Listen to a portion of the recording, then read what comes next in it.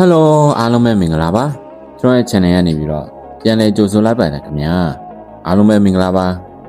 မနေ့ညက Old Trafford မှာဖြစ်သွားခဲ့တဲ့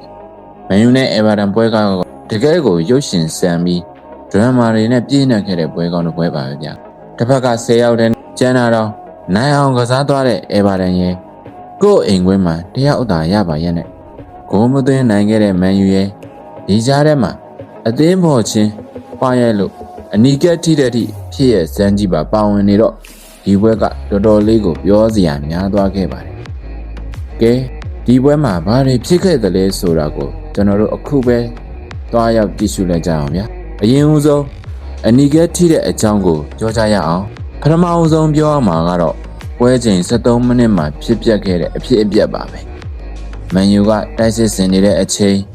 အေဗာရန်နောက်ခံလူမိုက်ကယ်ဂိန်းစီကနေအမာယွင်တစ်ခုဖြစ်ခဲ့တယ်။ဒါကိုကွင်းလေလူစာကေးကမကျေနပ်လို့ဝင်ပြောရာကနေစကားများကြတာပေါ့။ဒါပေမဲ့ထူးခြားတာကစာကေးကစိတ်မထိန်နိုင်ပဲသူ့အသင်းဖို့ကင်းကိုပါရဲလိုက်တာပါပဲ။ VAR ပြန်ကြည့်ပြီးတော့ဒန်လူကြီးကစာကေးကိုတန်းပြီးအနီးကပ်ပြထုတ်ပယ်လိုက်ပါတယ်။ဒါဟာ2005ခုနှစ်နောက်ပိုင်းပရီးမီးယားလိဂ်မှာပထမဆုံးအကြိမ်ကိုအသင်းပေါ်ချင်းရန်ဖြစ်လို့အထောက်ခံရတဲ့ဖြစ်ရပါပဲဒုတိယတစ်ချက်ကတော့အေဗာတန်က10ယောက်တည်းဖြစ်သွားပေမဲ့စိတ်တက်မကျသွားပဲဝဲချိန်29မိနစ်မှာတော့အေဗာတန်ကွင်းလေလူဒူဘူရီဟောကပင်နယ်ဒီဧရိယာအပြင်ဘက်ကနေလှပကန်သွင်းပြီးဥဆောင်ကိုရောက်ယူသွားခဲ့တယ်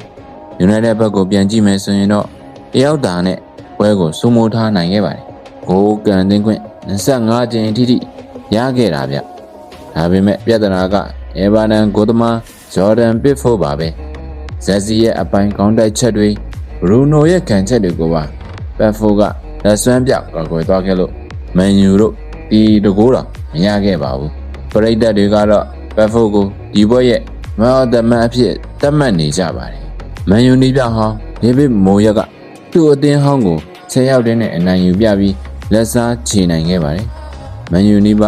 ရူဘင်အမိုရင်အတွက်ကတော့သူ့ရဲ့တစ်နှစ်ပြည့်နှစ်ပတ်လည်နေ့မှာပဲအိမ်ကွင်းရှုံးပွဲနဲ့ရင်ဆိုင်လိုက်ရတာကြောင့်တော်တော်လေးကိုသိပျက်စရာကောင်းတဲ့အခြေအနေတစ်ခုဖြစ်ပါတယ်။ကဲပရိသတ်ကြီးတို့ရေ10ယောက်ပဲကျန်တဲ့အသင်းကိုတော့ဂိုးမသွင်းနိုင်ပဲ